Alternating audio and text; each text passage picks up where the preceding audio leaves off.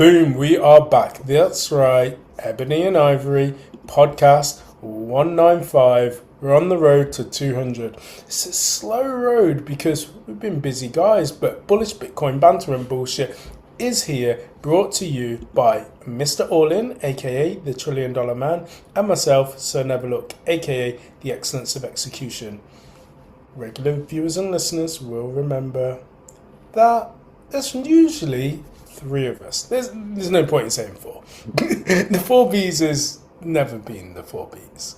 But Dr. Evil 10%, aka the People's Champ, aka Sick Note, is not here. As well as Mrs. No Show. Still no show. What's going on? Man, sun's starting to come out, spring. Yep. Finally out of the other side of the freaking British winter, eh? So things are looking up. Things are looking up. It's all good. Got at least 3 weeks of summer to look forward to. So At least. and then, Not consecutively, broken up into spread over 6 months. Like, hour here. Yeah. Never on a weekend. Like around never. Thursday. Yeah. But now it's and hopefully, who knows? Maybe we come out of a bit of a Bitcoin winter as well.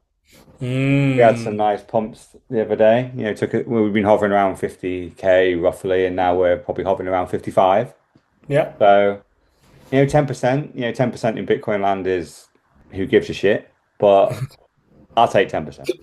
Right now, I'll take 10. And if in the next couple of weeks we have another 10, I'll take that too. And let's just keep going. This all the news in Bitcoin land.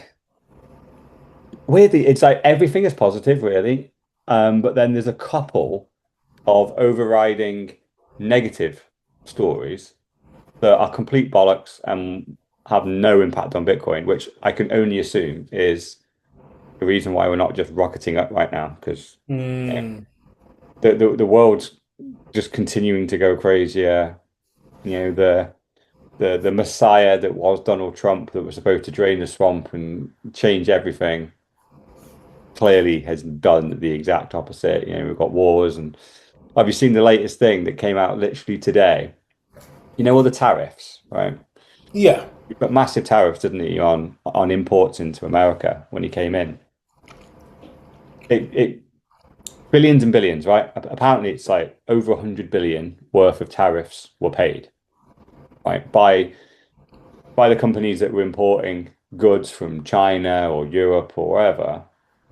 It was a massive incentive, basically, to make America first stuff. But the majority of those tariffs all got passed on to the customers, right? So the price of goods just went up. Steel went up. It all just cascaded down. It all just trickled down, right?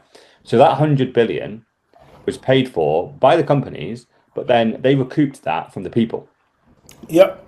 There's a court case today that concluded to say, were those tariffs legal? It concluded they were not. Oh. So all the tariffs that were paid can be refunded. So now all those companies get that 100 billion back. Do you think they're going to go and pass that on to their customers? Nope. So it's yet another example, right? Which I actually think when Donald Trump brought that policy in, he genuinely wanted to incentivize people to start manufacturing in America.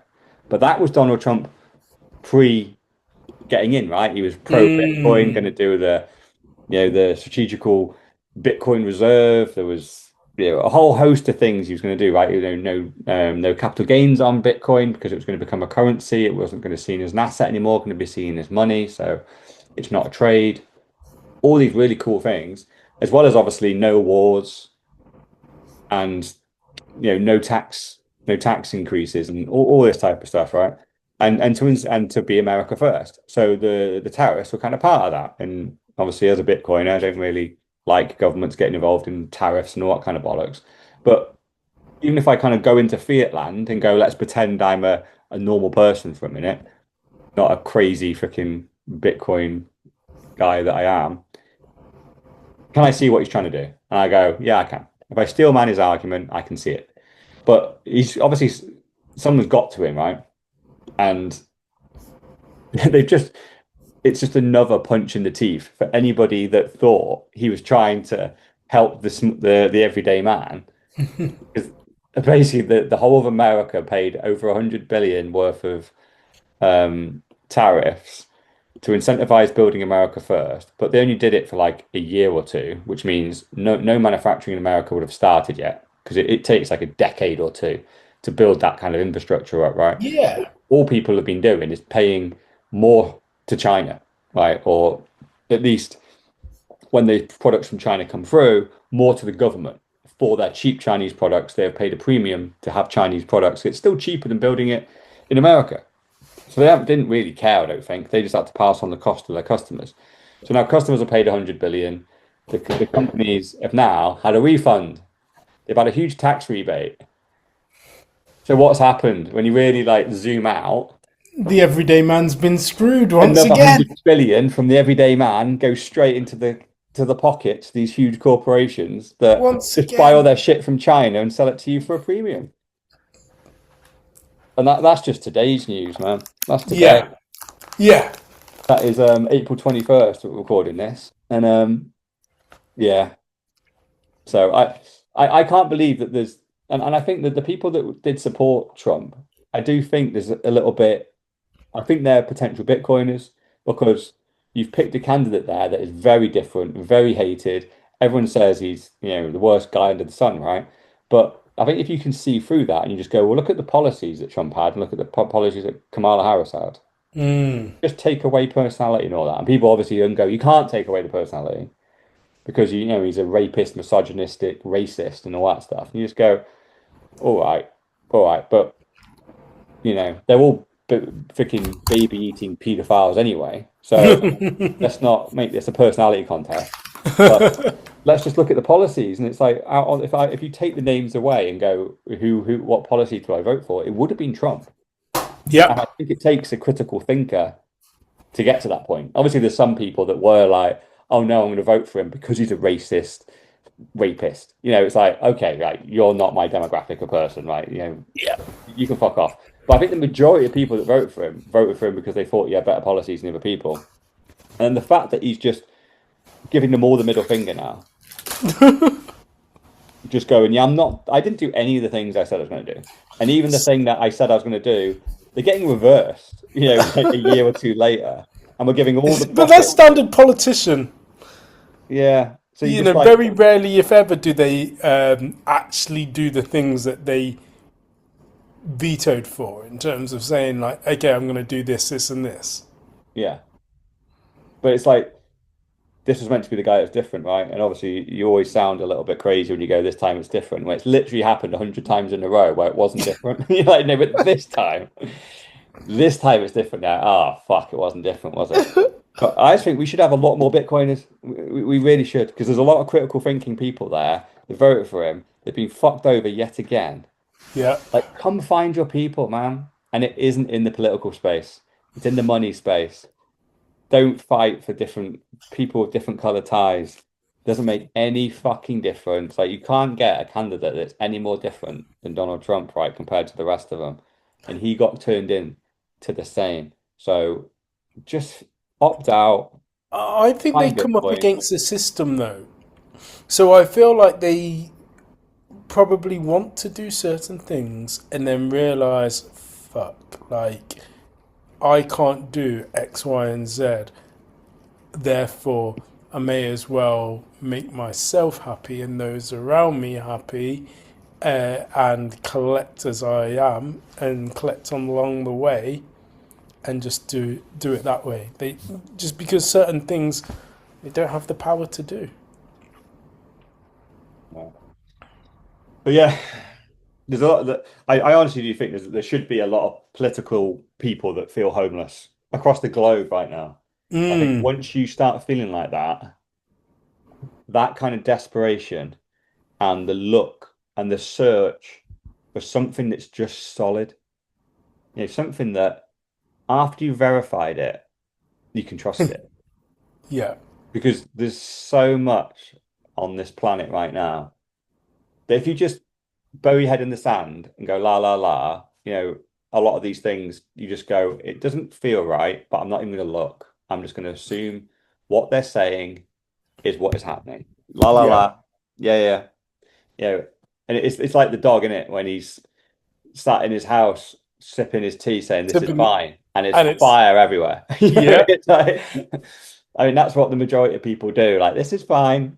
This is fine. I'm sure the fire brigade will come in a minute. It's like, if you rung them, maybe leave the house, And all those people that get up and leave just come to Bitcoin. Yeah. Stack sats, man. Yeah. But and then we're going to go to the moon and we can all be very happy. And the fiat can collapse. These government freaking Ponzi's can collapse. And yeah, and we don't. There's no need for this podcast anymore because we've done it. We completed it. We're on a Bitcoin standard. We're a long way. I'd almost be like a dog chasing a car. You catch up with it, you're like, what now? Yeah. You mean we have to rebuild the world and start from scratch? Oh fuck. We never thought we'd win. Like we're against the freaking fiat and the military powers that have fucking nuclear weapons. We're just a load of individuals with USB drives. Yeah, man. Talking of which, You win with money. actually, Go on. my USB drive for my Ledger, one off, allegedly. The whole light thing, I couldn't my code. So I have since upgraded to Ledger Stacks. Oh, And right, yeah. That happened to a couple of mine actually. Yeah, the LED screen fades over time. yes, Yeah, I think they last about 7, 8 years, depending on how much you yeah, use it, and then they start to fail. Because like the actual thing itself is fine, but yeah, you can't see the screen, can you? It goes mm, really, really dim, and I remember a couple of like panic times trying to yeah, trying to put your pin code in, going, what the fucking hell? What not number am I putting in? If you get it wrong 3 times, it bricks. yes, You kind of like yeah, I literally know where my words are, right? It's just they're not very convenient to get to. I'm like, oh, please, I still don't want to use them. yeah, Whilst this device, imagine bricking the device, right? And you're like, oh fuck, now I really need to get these words out, and now I'm testing it for real. correct. And even though I've done it, I went through the process. I created those words. I tested them. But I'm still like, oh, like 7 or 8 years later, I actually don't want to have to use those words in a real life situation where the Bitcoin's actually fucking gone because the device is broken, and I'm gonna have to put them into a new device and fucking cross my fingers. Yeah, and I could have prevented all of that with like 60 quid or a bit more. That was it. Yeah, I was just just grab like, 2 or 3 of the things, have a few yeah, backups, like yeah. yeah. So I did it. I made the plunge, and it's good. It's good. It doesn't have a high res like screen for an ink reader. It's quite dark All right. on it, but it's good. It's sleek. It's small. It's handy. The ability to split your stack up and into various different pockets. Yeah, really good with regards to that. So I'm happy. Expensive, I feel, for what it is, but I feel a How much is lot the safe. stack? 369. Is it? Yeah. That is pricey. Why don't you just go for a Jade or Trezor or something?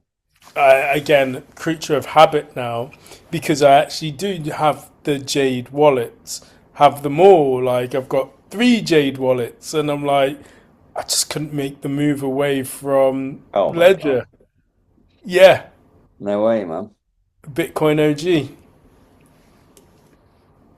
Woof. Well, in the day, 369 does sound like a lot of money, but it's allowing you to be your own bank, which,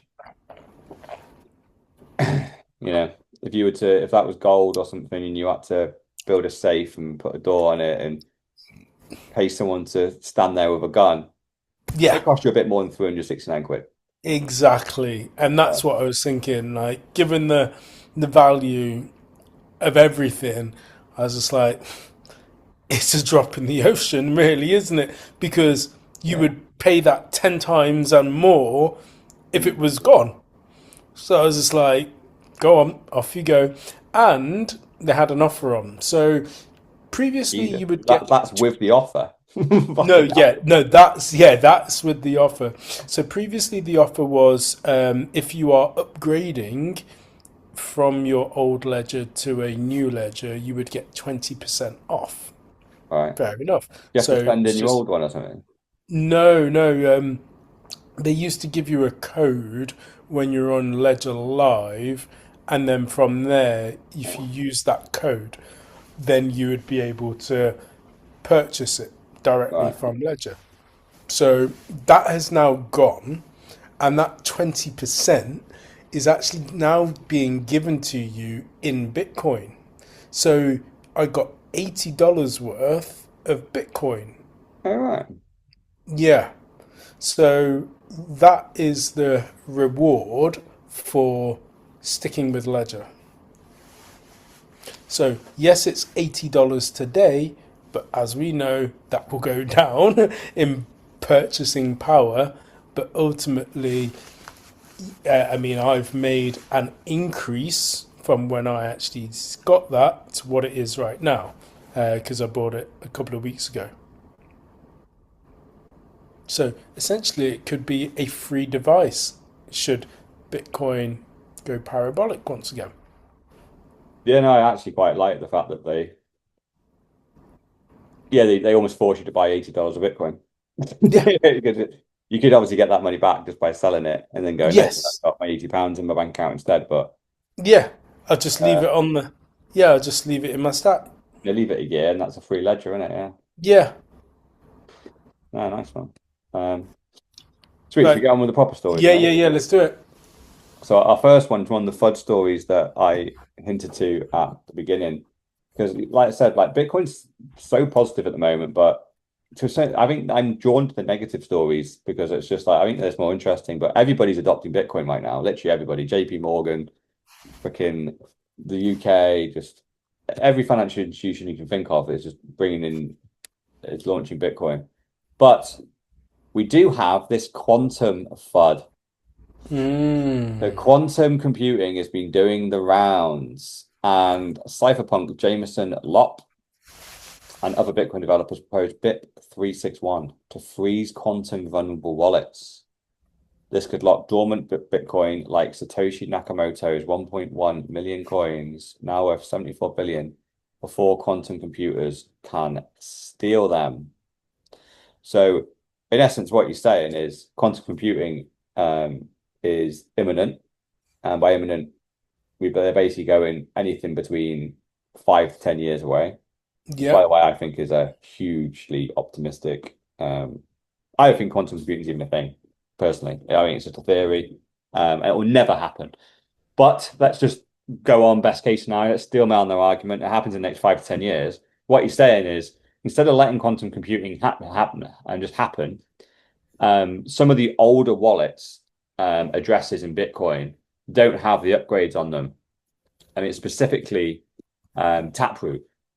And with that, they are basically quantum computing upgradable, right? So they will just naturally kind of migrate. And I think in some instances, when I've read, yeah, admittedly, I'm not a developer in this space whatsoever. I have to just trust what I read.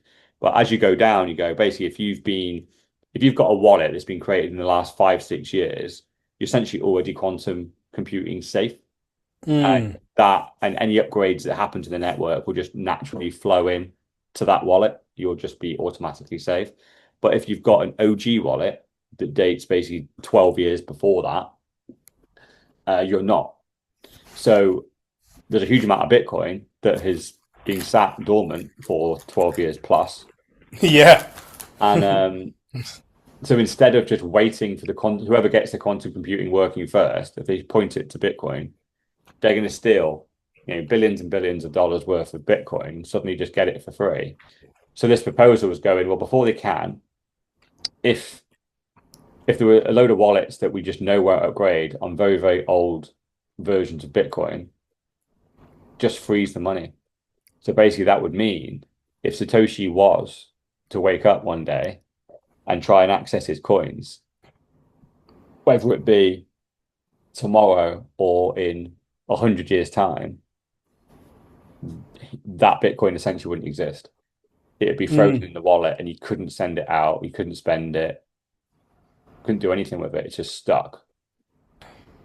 And obviously that is going to grab a load of other people as well, right? There's going to be a lot of ledgers knocking around. People might not think they're affected. Then suddenly they go to move some Bitcoin and go, oh shit, that wallet was an old wallet. I thought that was a new one. And yeah, so what do you think? Not a fan. Because ultimately, if they find a way to lock or freeze wallets, lo and behold, they'll try and lock and freeze the average everyday person's wallet. You do something wrong, okay, we'll use it this way. So, no. You're supposed to be able to freely go, do, come and whatever as you please. And if they have the ability to do this, then it'll get into the wrong hands. Yeah, yeah, I agree as well.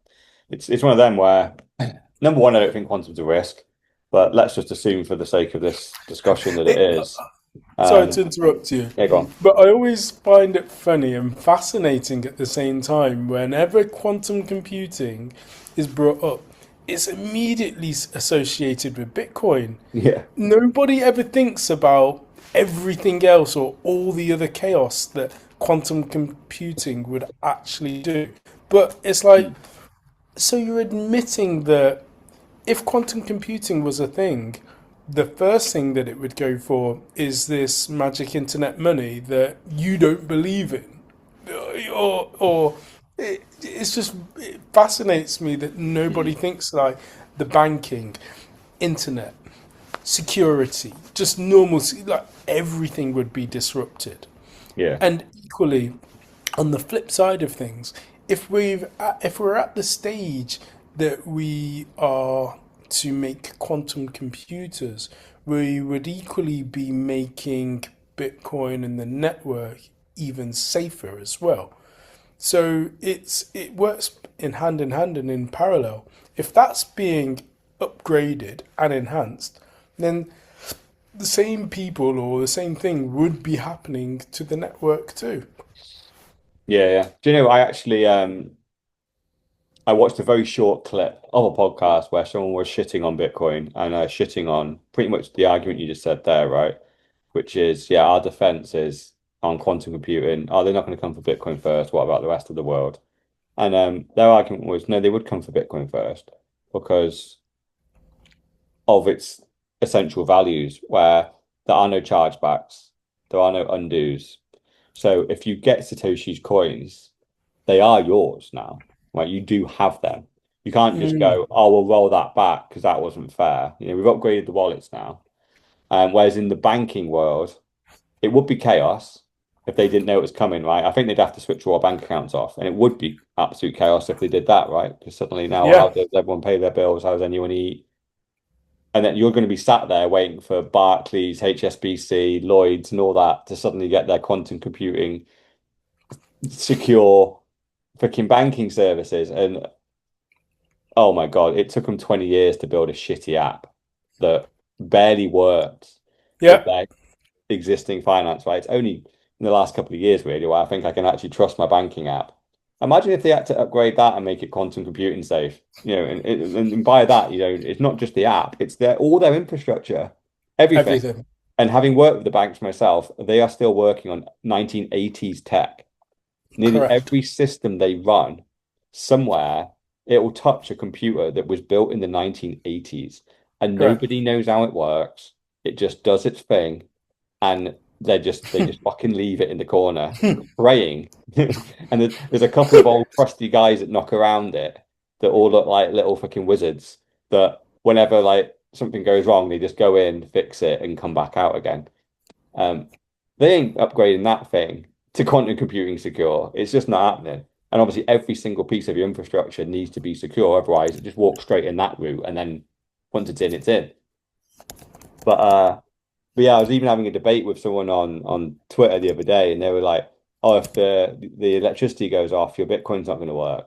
Like, bro, Like, if the electricity goes off, money's the last of your worries, dude. Like, you get Exactly. you're gonna freeze. You like what's happening to your food? It's all gonna go off. You got no fridge. You haven't got running water because your taps aren't gonna work. It's just no. If the electricity goes off, dude, like we're in Mad Max land straight away. So let's not worry about money. Like money will come out of the chaos in about 5 years' time, but not many of us are going to be there to see it because it's going to Yeah. be there's going to be about 1,000 people left after the starvation and the bloodshed.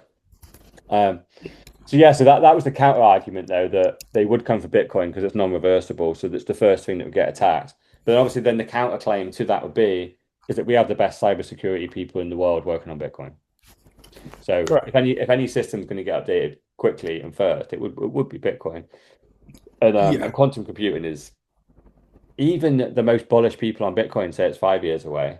But I think it was the CEO of Nvidia accidentally let it slip because obviously their chips and stuff would really work in quantum computing land, Nvidia. It's like yet another, like, not only are they riding the AI wave, if quantum computing came along, then there's a whole new generation of chips and stuff, yeah. Mm. He let slip by accident, and I think it tanked their stock by like 20% overnight, and then it obviously recovered. But he let slip that quantum computing isn't a real thing, and even if it is, it's at least 50 years away. We just need a complete, basically a complete generation needs to kind of come and go because there's a huge thing that we're missing. So he's basically going, we're basically on zero now. So it's basically almost like saying, well, time travel isn't really in the remit of possibility now, but who knows what happens in 50 years? When AI has been running rampant for 50 years and we've been putting AI onto the hardest problems, then who knows? Maybe it freaking cracks time travel, right? But that's almost like saying maybe it cracks quantum computing. It's the same, like it's just a wish list item that probably isn't a possible thing anyway. But if you say 50 years, you're basically going, it's never happening. And that was the CEO of Nvidia that said that. It Yeah. was very, very close to obviously computing power and all the possibilities of what computing power can do. Okay. Moving on from quantum computing. Let's move on to Liz Truss. Oh my word. Liz Truss. She's been a bit of a legend at the moment. Mm. So she's got a few things that were in here.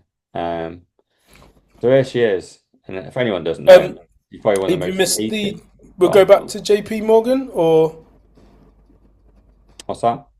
the JP Morgan link. Oh, Proof, sorry. Yeah, I missed that one. show proof of reserves. Oh, yeah, go on. Okay, cool. So, Justin, JP Morgan Stanley's Bitcoin wallet is public. So, Morgan Stanley has now got a public Bitcoin wallet that you can track in real time. And it's showing as 101,953,546 according to the Post. So Yeah, and 101,000. what's nuts about this, right? It's in a single wallet. Crazy. We have Crazy. 1,348. Um, Yeah. yeah. Oh my God, yeah. And they have it all in a single wallet, 100 million worth of Bitcoin in a single wallet, basically 1,300 Bitcoin. But fair play to them for doing this because, as we've said, I think there's a couple of reasons why you wouldn't do this. First, it's because you don't have the Bitcoin at all, and it's paper Bitcoin. Sailor, MicroStrategy, they're definitely doing something like that. Show us proof of reserve, Sailor. Show us. Again, I think he bought 2 billion today of Bitcoin. He doesn't even make Whoa. the agenda. Doesn't even make the agenda anymore. But Wow. he was on the agenda when he was buying 25 million, 200 million, 300 million worth of Yeah. Bitcoin. Today he bought 2 billion. Doesn't even make the agenda. Don't give a fuck, Sailor. Price doesn't move. I don't fucking believe you. Correct. 2 billion he bought today, supposedly. What's the price today? What's the thing? Down 0.7%. Fuck off. Fuck off. One guy bought 2 billion on his own and the price goes down 0.7%. Lies. So So the main reason is you show proof of reserves is to actually prove you bought Bitcoin. But the reason you wouldn't, and why I can't remember who it was who actually said this. It was one of the ETFs. It's because we can send it Bitcoin. Once you know the address, you can send Bitcoin to it. So if Yeah. you have tainted Bitcoin that either came from Silk Road or for whatever reason has a black mark on it, what you can do is send it to Morgan Stanley. Send a little fraction of it. And now, You can when, corrupt them. yeah, you corrupt the whole stack. Because once then they run their kind of software on it, their anti-fraud software on their Bitcoin, it will flag. It will flag and go, "Oh, you've got some poison Bitcoin in here." And obviously, as individuals, we don't give a fuck. Bitcoin's Bitcoin, right? Its fungibility is perfect. Doesn't matter. One sat from here and one sat from there. It's one sat. They don't have higher values or lower values. But if you're in fiat land and you're a bank like Morgan Stanley, they have compliance teams. They have anti-fraud teams. And if I had a load of Silk Road coins, for example, I send them a fiver of it just for lols. There you go.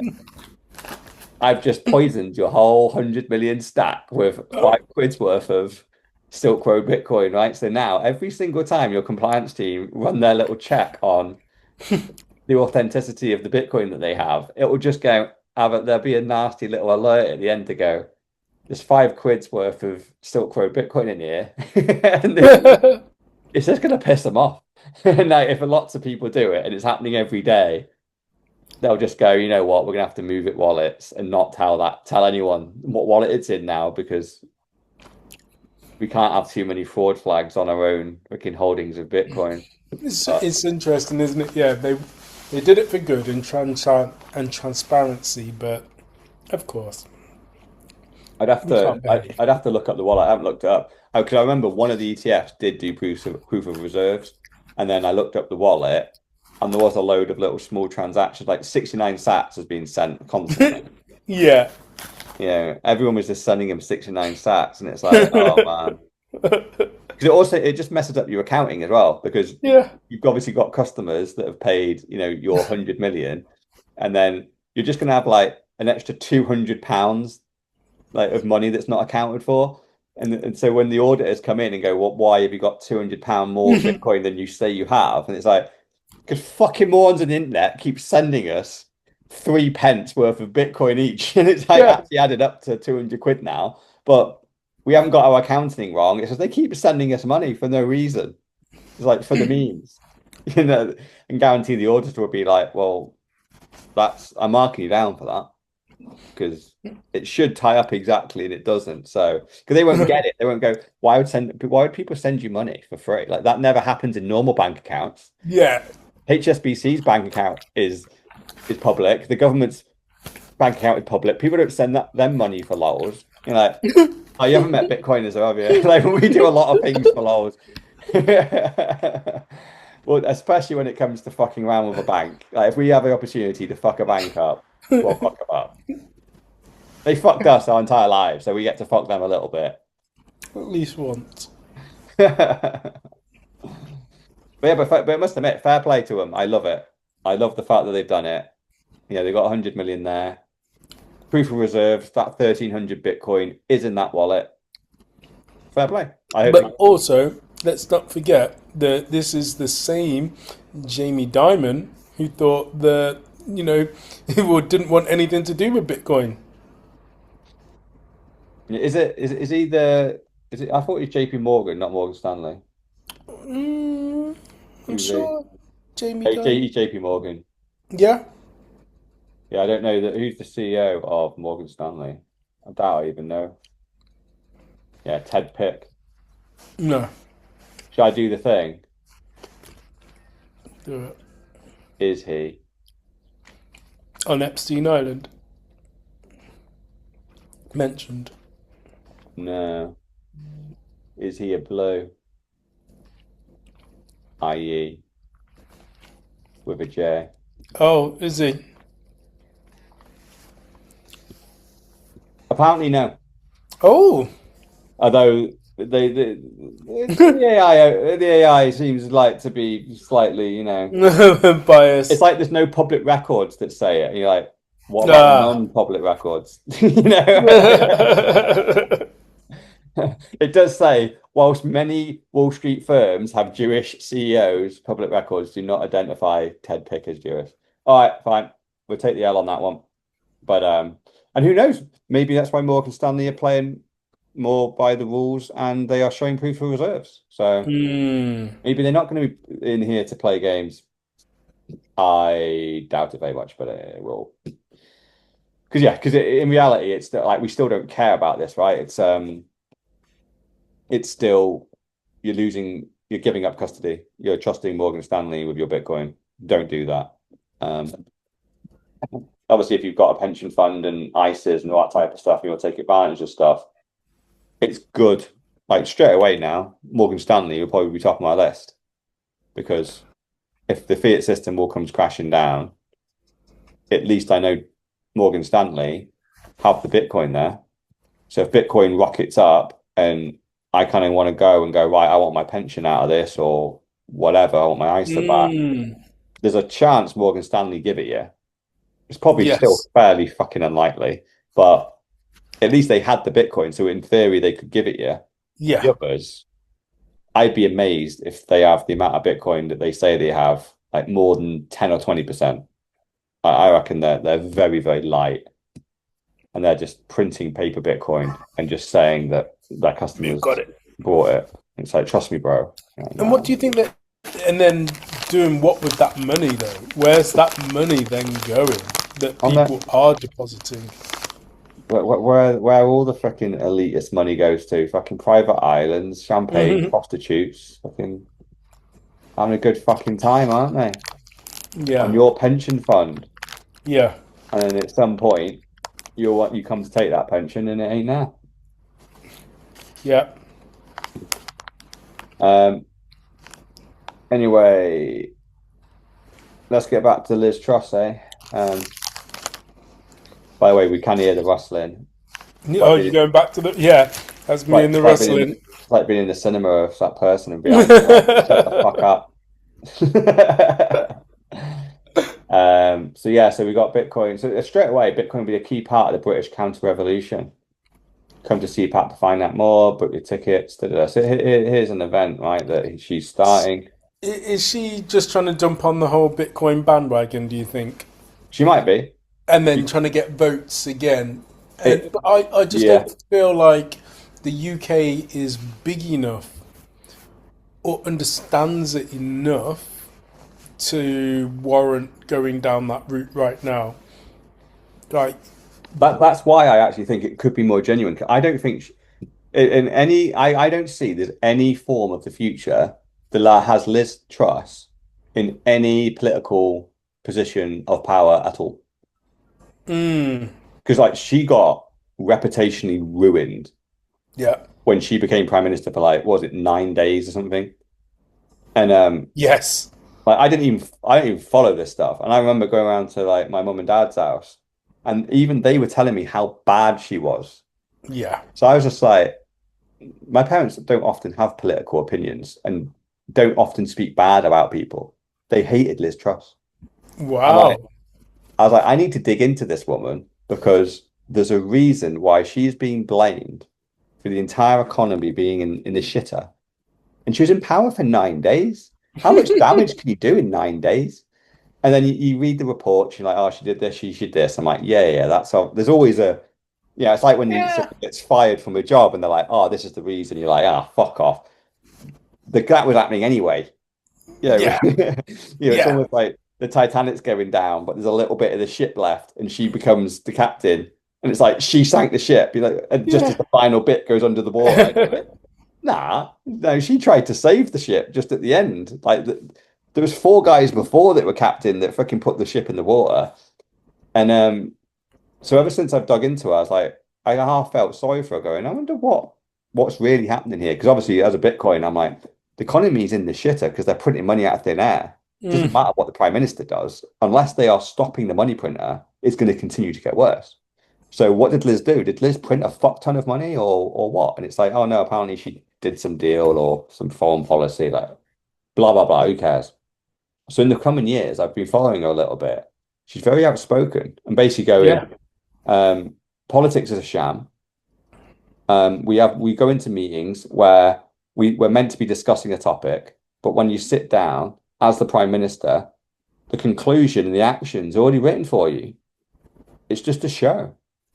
And it's not that she's had the meeting before and then you go and have it again on camera.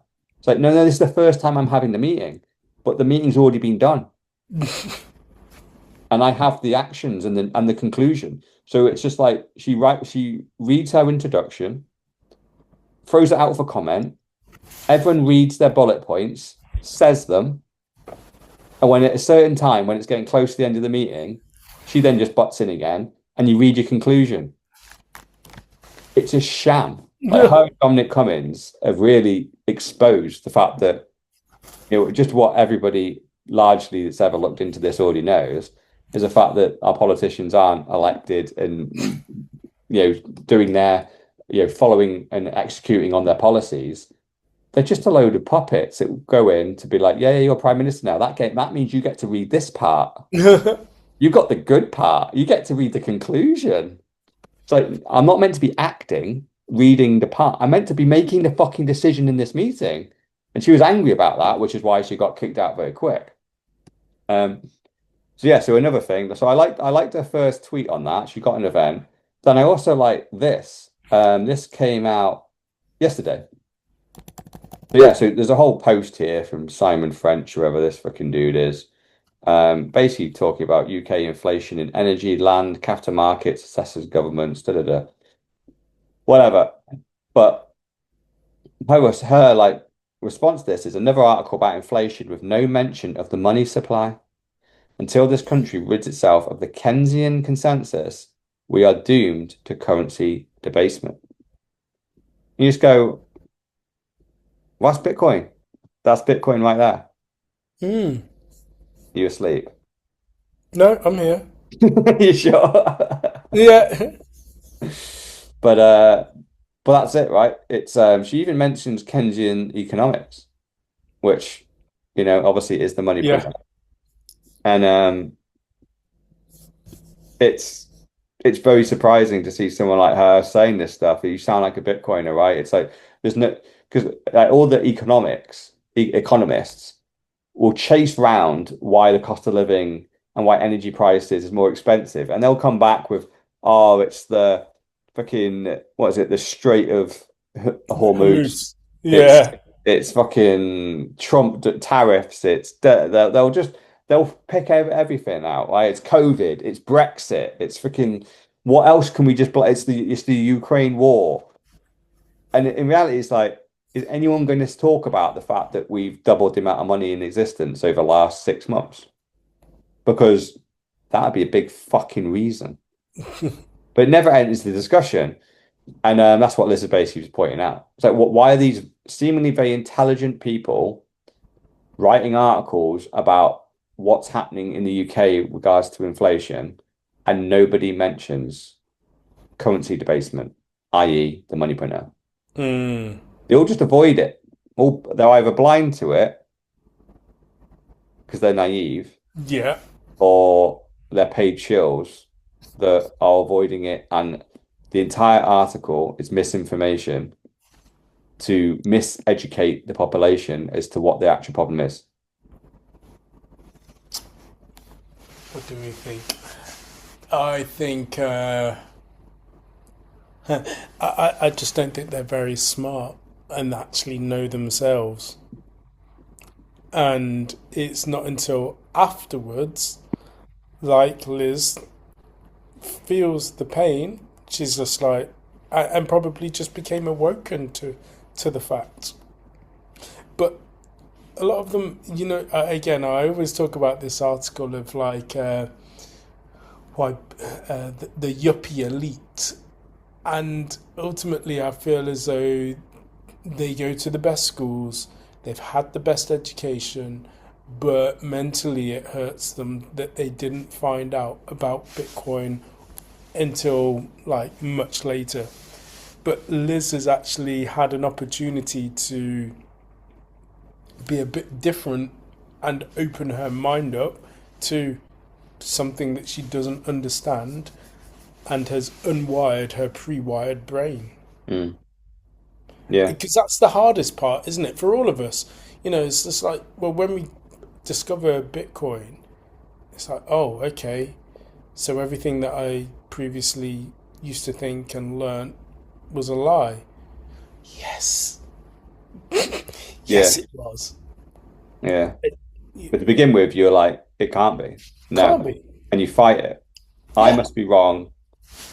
All Yeah. these smart people that are talking about Bitcoin is the best form of money must be wrong. And then Yeah. eventually you go, oh, well, what are their key points? It's like, oh, they say that the money supply is increasing by huge amounts. I didn't know that. I've never got told that on the news. I Yeah. thought it was that war, this war, that disaster, this disaster. And you I've go, had A's all my life. I've never heard this. yeah, and you type it in, you go, what is the monetary supply in the UK? And you might have to dig a little bit, but eventually you'll find a little chart, and the chart goes up and to the right extremely steeply. And normally you want charts to go up to the right very steeply, but Mm, not when it's the supply of the currency that you hold in your pension fund. correct. That is not what you want. And you suddenly go, why the fuck did I not know that? Am I stupid? Mm. Or have I been lied to a lot of times every time I switched on the news? And once the penny drops that the news lied to you every single fucking time they mention the word inflation, you go, what else are they lying about? And then once you start verifying that stuff, Exactly. you end up going, they've got freaking islands and they're raping kids and stuff on it. And you're like, everyone's like, you're crazy, you're crazy. And then 10 years later, Epstein Island happens. You're like, fucking told you. Yeah. But that's our strike for the show. That's done. uh, um, Right. move on. We've got, this Mm. is an interesting one, right? So we have Gemini who have recently, I thought they were closing down and they pulled out of the UK, but Well, they pulled out of Europe altogether, not oh, the just whole the of Europe. UK. Wow. Yeah, the whole of Europe. So continue with the US operations, but whole of Europe. And they've just opened up. So they're obviously cutting off humans. They like American humans, but Hmm. now they're opening up their platform to AI. So this is pretty fascinating, I think, because there's been quite a few people that have basically built bots to run their lives and all that kind of stuff. And there's always a limitation when it comes to AI bots because they can only do so much until you need to buy stuff. And then so it's like, well, do you trust a bot with your bank account or Bitcoin, obviously? And it's quite tough for them to use fiat money Mm. because a bot can't have a bank account. You need to pass KYC and AML verification to have a bank account, and AI bots can't do that. However, AI bots can have Bitcoin wallets, Hmm. and you can send them some Bitcoin and go do Go a thing, trade. go pay for Amazon Web Services, go do whatever you want, go buy some stuff, create a business, and start buying shit, selling shit, and then deposit the Bitcoin that you make back into this wallet, not your own. Mm. And so it's an interesting thing that Gemini have essentially allowed now an AI bot just to work behind the scenes at Gemini to trade. So for anyone that is considering trading Bitcoin, obviously we've always been dead against it. Don't do it. Don't do it. It's gambling. Just fucking stack sats, stay humble. Now you've got to be fucking insane to trade Bitcoin. You're going up against the AI bots.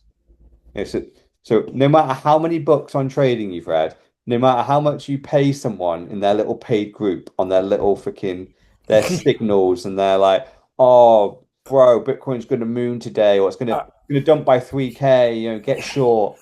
Now you're against the AI bots who have automatically read every trading book. yep. They've read every chart. They've tracked every pattern. They can see the volume. They've read every news article. They know everything. And they're trading against your dumb little brain. Like you were retarded before, like compared to the proper traders. Now you're a fucking ant. You're an Oh, ant it's so true. waiting to get stomped on by these mega AI brains. It's so true. Don't go So true. near trading. Don't trade fucking anything now. I'm still here. Yeah. Oh shit, Down. I've lost an Everlock.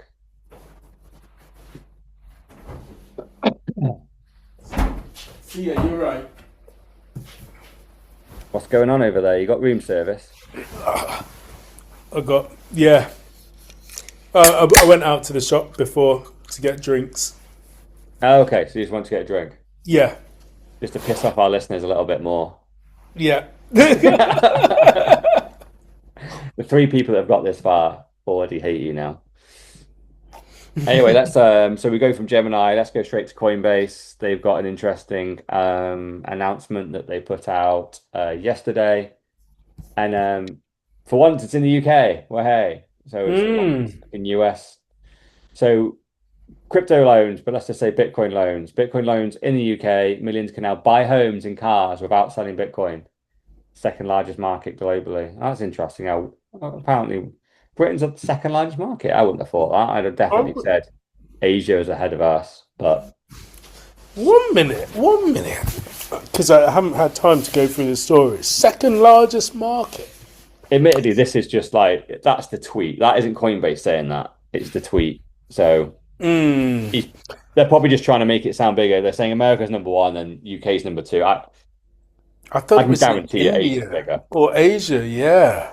Just from the amount of people, there's only 60 million people here, and fucking 40 million of them work in the fucking takeaways and doing Deliveroo. So Yeah. Anyway, it's Way too very, many very girls. interesting this, because again, I was watching another like podcast stroke show on YouTube. I think I've shared him before, Marco Whiteboard, and he mentioned about rather than selling your Bitcoin to leverage against your Bitcoin and use it as collateral to then obviously buy other assets. Let's say, for example, you wanted to buy a house or pay off your house. There was a company that he mentioned, who he's also sponsored by, called Nexo, and they did it, but it wasn't actually available in the UK. So it's interesting to see that Coinbase have actually done this.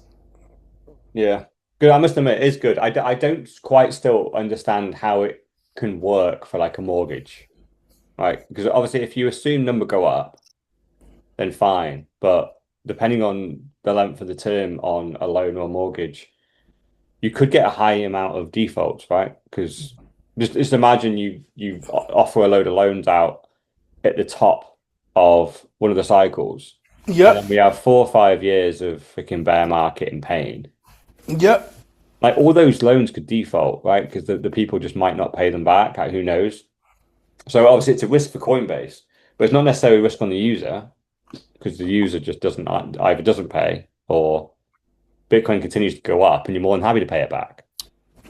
So I looked into it a bit further. So, as in what had happened. So you deposit your Bitcoin with Coinbase, and let's say, for argument's sake, to keep it easy, let's say Bitcoin is at 100k, you would get 30k for your 100k. So you've got 70% loan to value. Oh yeah, SLTV, yeah. And Yeah. then if Bitcoin halves in price, Yes. Then they take it, or then if you have to add more. yeah, or you have to add more. Yes. Yeah, yeah. So you have to make sure you keep topping up with Bitcoin or they take it. Yeah, yeah. Correct. Okay, I get it Bitcoin now. or cash, whichever. Yeah, you just But need some asset on ideally, the other side of the table, don't you? Yeah. correct. Yes. Yeah. So they need to liquidate everything that you've put to one side and it needs to cover the loan. If it Yes. doesn't, they either take it or you add more. Correct. And obviously you don't want them to take it because Yeah. And But and certain ones were a lot safer than others. Now, because some would just trigger automatically and not really give you the opportunity and chance. yes, Because in a way, I have seen that. Yeah. they want you to default, so Yeah. they're They can, collecting Bitcoin for free. yeah. I have seen that. I have actually seen people complaining about it. I think like in DeFi land, Mm. they have the same LTV stuff. And occasionally there's a wick down on like one exchange. And Mm-hmm. that just happened to be the exchange that they were monitoring the price of Bitcoin at for your loan. And then it wicks down, your Yes. LTV goes too low, it Yes. defaults, they take all the Bitcoin, and then within 2 seconds, the Bitcoin price is back, and you have Yeah. no opportunity to correct the LTV, Correct. and it just steals your Bitcoin. So who knows?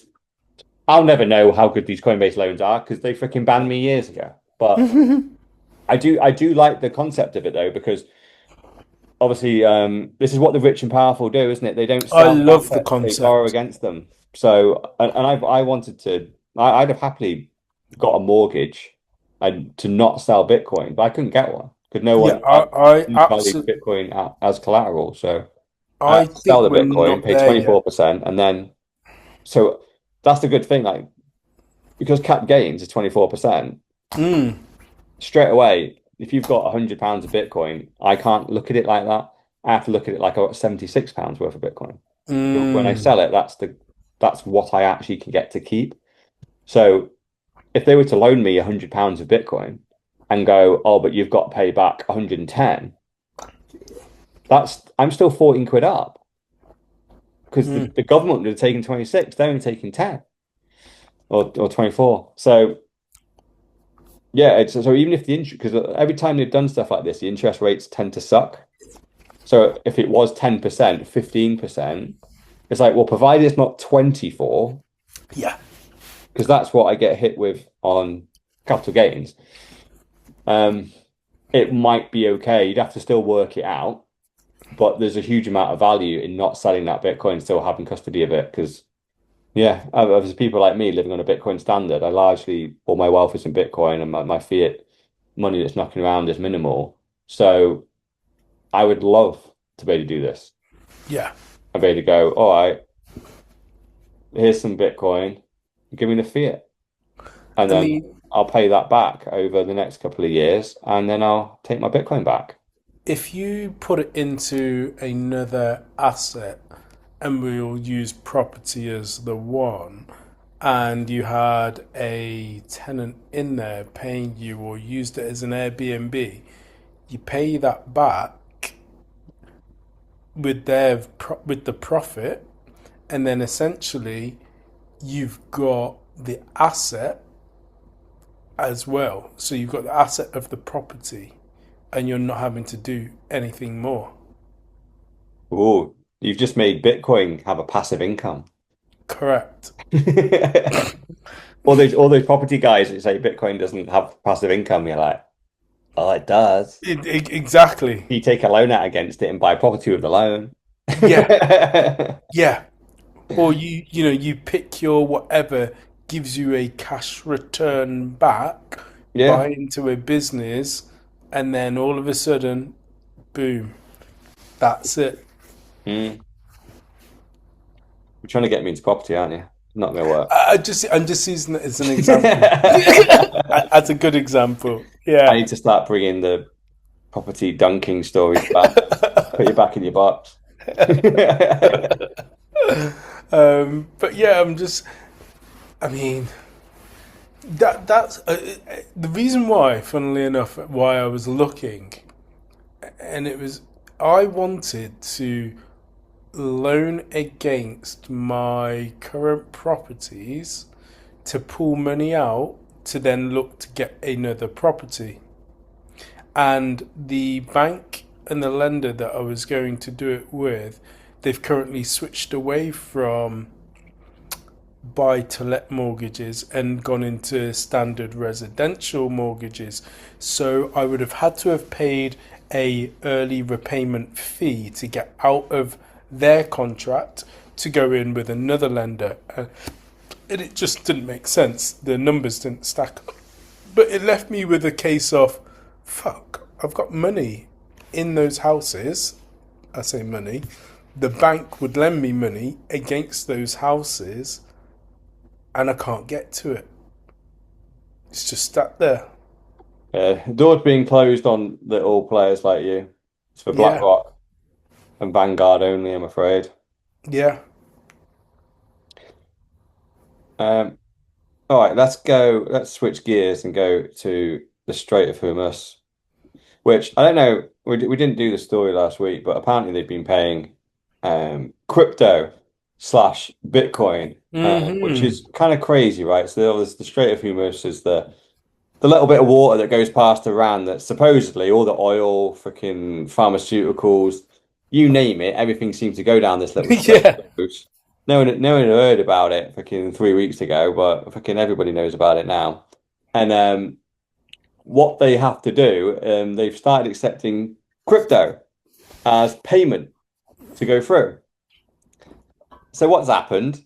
What happens in crypto when some Indian scammers have managed to get in touch with this Indian tanker, which is also hilarious, right? Because a lot of the scams come from India, and so the tanker that got scammed was an Indian one. So they paid their tether, their USDT, and thinking that they could now pass, but it turned out they paid a scammer. They didn't pay Iran at all.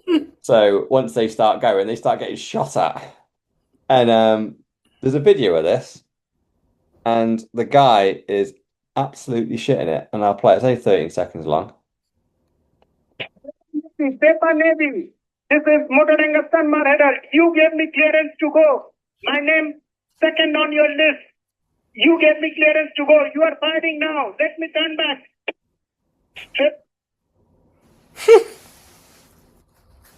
So there it is. And it is a true story. There is an article a little bit lower down here. Oh, maybe it's all just got messed up now. Yeah, it's all got messed up. The replies are freaking nonsense now. It always happens on Twitter. But before there was a nice article that sat below that as a top response. But who knows? Maybe it isn't true, but it's fucking funny, right? It's the imagine just it reminds me of like when I'm waiting for a parcel from FedEx and or DPD, whoever it might be, and just by coincidence, the scammers would text me saying my parcel's been held up in customs, Yeah. £56 to have it released or whatever, and you almost go, Dude, I it's a swear this shouldn't have customs on it. Like what? And you just kind of go, you know what? Apparently it's getting delivered at 2 today, so I'm just yeah. gonna fucking wait. And then it turns up, you're like, that text was just very well timed. Because if it comes on another day, you ain't even contemplating that text was real. But imagine getting the kind of text, you're the oil tanker captain going through the Strait of Hormuz. You get a text saying, I've seen you going through the Strait of Hormuz. You've got to pay me. Who knows what? I have no clue what the charges are, but I'm guessing it's not 56 quid.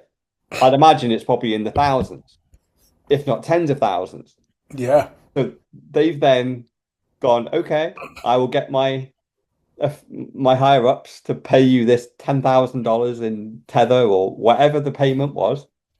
They've paid it, and they've started going, and the scammers have got the money. They're fucking pissing themselves, and this poor oil tanker starts getting missiles fired at it. And oh man, that's the worst kind of scam, man. Like the worst thing that could happen to me, I paid 56 quid for customs for a package that was going to arrive anyway, right? This, this you get your oil tanker blown to pieces and you go down with it. You've got to be a proper scumbag to scam on that level, haven't you? Well, I know they're all scumbags anyway, but this is like, yeah. An intelligent scumbag, really. Because already knew that there's going to come a situation where we can exploit here, boys. And they're going to pay. No, yeah. End off. To us, the second I saw it, I was like, that is a little bit genius. Yeah. They must have Yeah. thought the second they saw the fact that they're paying in crypto and in Bitcoin and stuff, they're like, oh, beautiful. Because that Mm. means if we can scam them and convince them that we are Iran and we're the ones that need paying, the second they pay us, they can't get it reversed. Yeah. And literally the default way that Iran want to be paid in is in crypto. So it's not going to look weird that we're asking for $10,000 worth of Tether or Bitcoin or whatever. They're just going to go, well, yeah, that's what we were expecting. So fire it up, send it over. Yeah. And I'm a second on the list.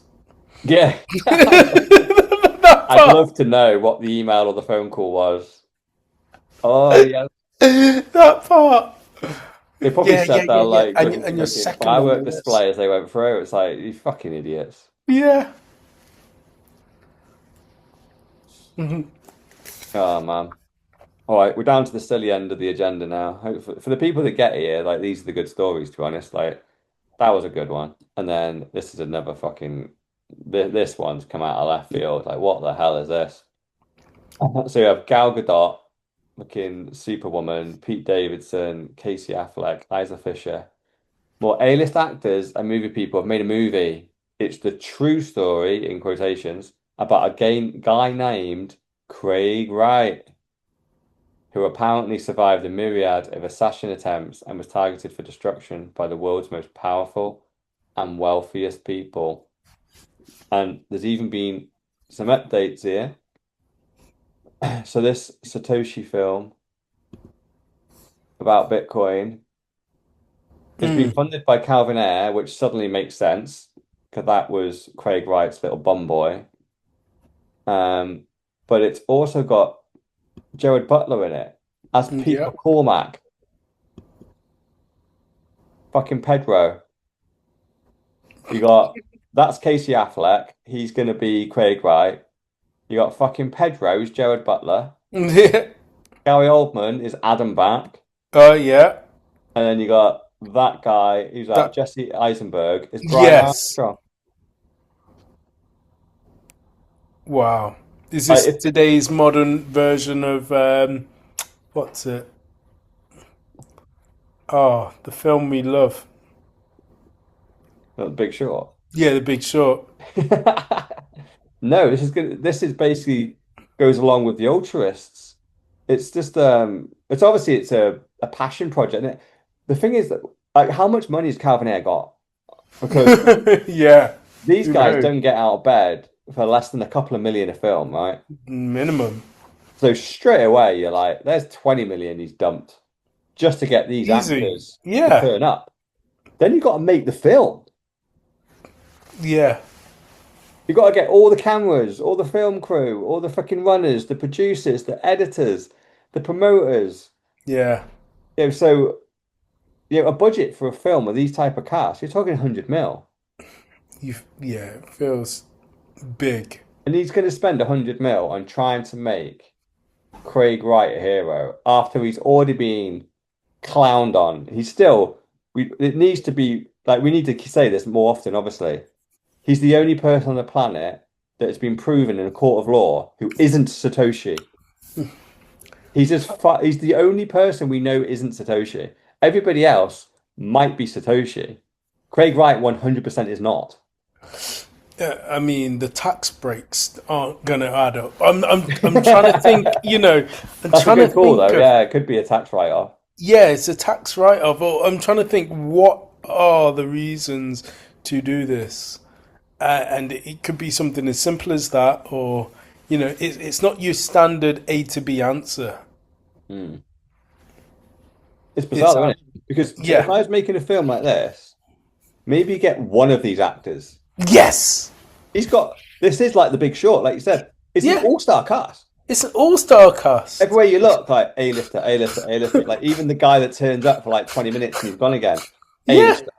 And Yeah. you paid him £1 million to be in the film for 20 minutes. Like you could have got any old shitty actor and paid him 10 You could have grand. got a bunch of no-name actors that are decent actors, but no one knows who they are. And they're going for the big stuff, aren't they? They want to be Yeah. proper, like in the running with all the other proper films. Yeah.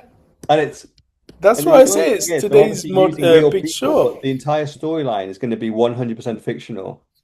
Because it's going to come out of Calvin Ayre and Craig Wright's mouth, Yeah. which is complete made up shit.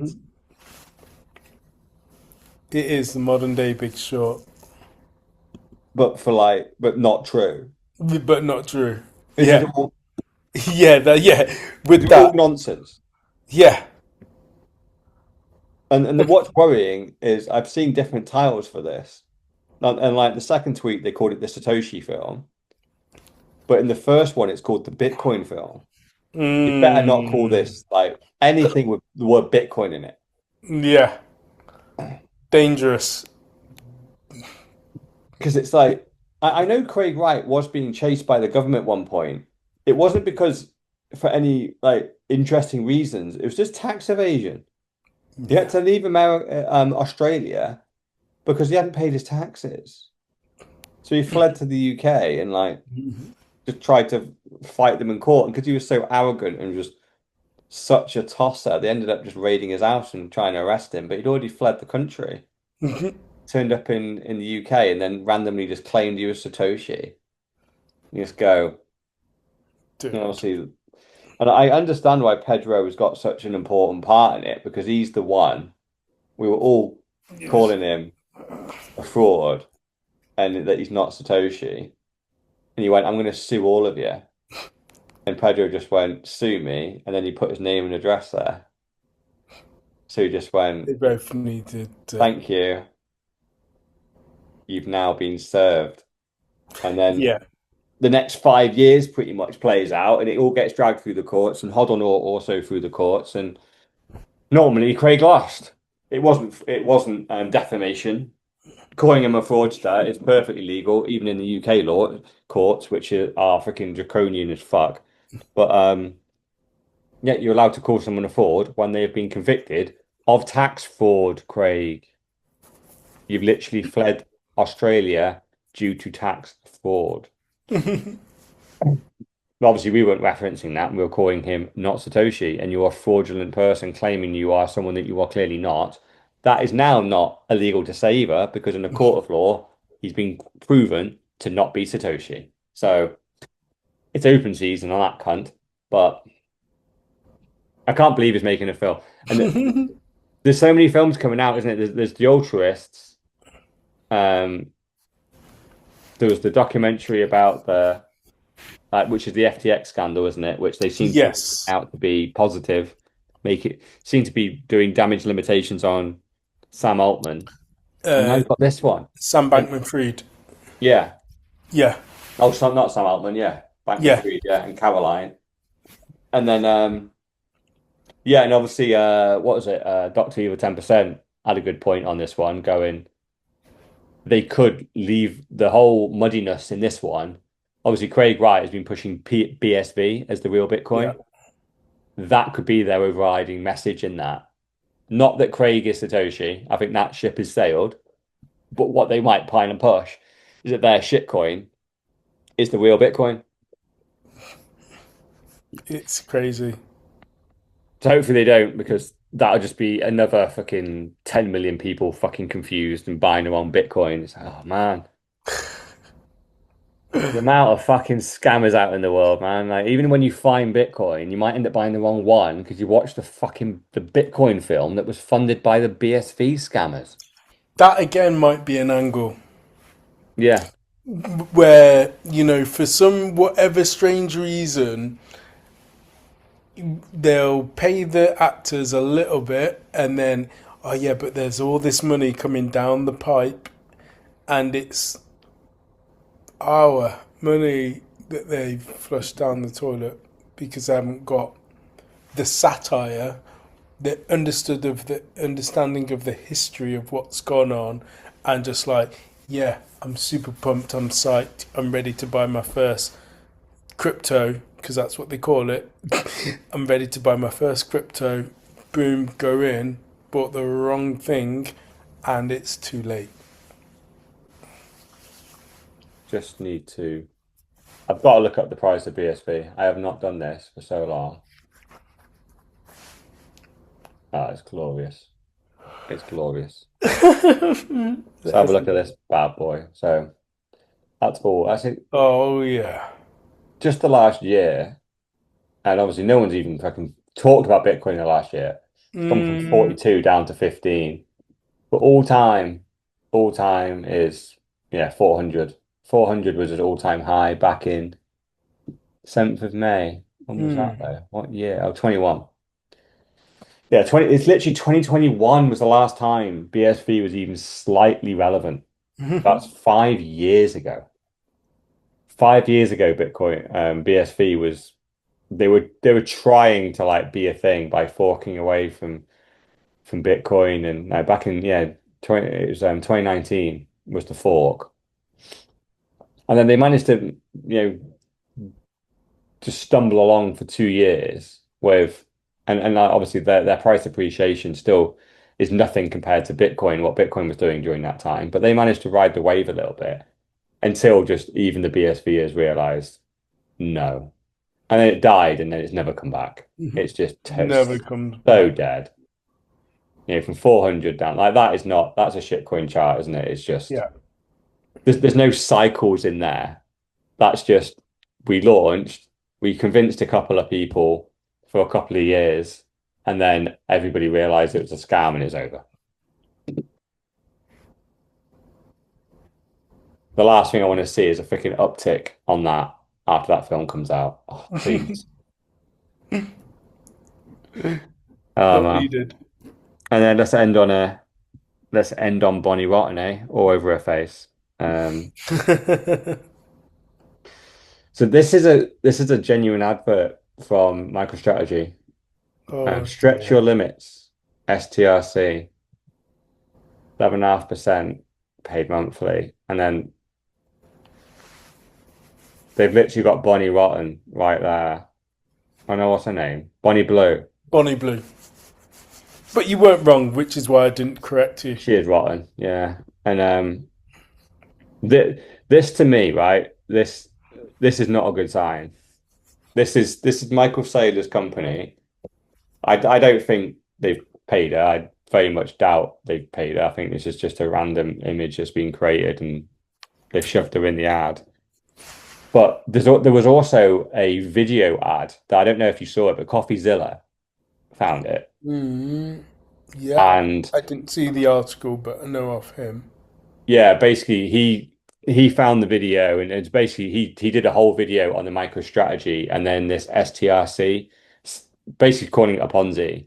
And it does look very much like that, because essentially the way that MicroStrategy kind of accumulates Bitcoin is that what they've started doing is selling STRC, and they basically get you to give them money, and they pay you 11.5% back for taking that money. But essentially, once you give them the money, you have no rights to it anymore. It's theirs. But they've committed to paying you these dividends, 11.5% monthly. But obviously, it's written in the contract that may change. If they can't afford to pay the dividend, they don't pay it. But they have your collateral. So once they have your collateral, what he then does is buy more MicroStrategy stock and Bitcoin. So it's basically the one vehicle is funding another. It's layers. They're like a pyramid, right? And it's just, well, what happens if no one's buying STRC? And Saylor's answer is, we increase the dividend. Then people will do it, right? And so it's already at 11.5%. And they pay you monthly. Like, it's not like you have to wait to the end of the year or anything. It's like, oh, you're never going to see the gains. It's like they are paying, and they are paying out. And literally, if you buy STRC right now, you put like 100 grand in, they will genuinely pay you 11.5 grand more at the end of the year. So they'll be paying you roughly, well, £1,150 a month. Yeah. On your money, and it will just keep adding up. And that's a lot of money. Yeah. A lot of money. It's more than double what you can get. I think the highest interest rates I've seen now are 4%. It used to be 5/6. Yeah. over the last year, I've noticed all my high interest accounts and everywhere that I've been looking, they've slowly decreased them by 0.5%, 0.5%, 0.5%, and then you're basically down to about 4.5% now. So these guys are 7% over that, nearly 3 times what banks are offering. It does just look like Scammy. an accident waiting to happen. And yeah, and like I said, that video that he had, basically it was an AI woman that was drinking a cocktail next to the pool, saying to camera, "Oh, I've just retired based off putting my savings into STRC. Now I get paid 11.5% every month, and you should do it too." And that takes a sip. And it's a girl in a bikini. It's 100% AI. So CopyZilla's analysis really was, well, that's not a real person. That person did not retire. And no one's retired on STRC anyway, because it's only been out for about 6 months. So Yeah. what are you on about? Like this is what scams do. And Michael Saylor is a very serious person, and these products are very complex financial instruments. And throwing out an AI ad that looks like that, and then throwing out an ad that has Bonnie Blue on it, is go, well, are you advertising this to idiots? Because that's where you go if you're selling a Ponzi. You go to idiots. And you go, why are you missing out Bitcoiners with these ads? Because obviously there's not a single Bitcoiner on the planet that would buy a product based off an ad like this. It's just, this is what gets the Facebook and the Instagram crew in. Correct. So is that what you're looking at? Basically, if you run out of Bitcoiners to buy, so now you're going to the idiots. And you're like, well, what do you do after the idiots? Well, there's no one. That's when it collapses. And we're done. We are indeed. Let's get out of here, man. Let's do it. Well, that was Pod 195, brought to you by Mr. Allin, aka the $1 Trillion Man, myself, Sir Nevlook, aka the Excellence of Execution, and that's it. The other two, meh. Peace.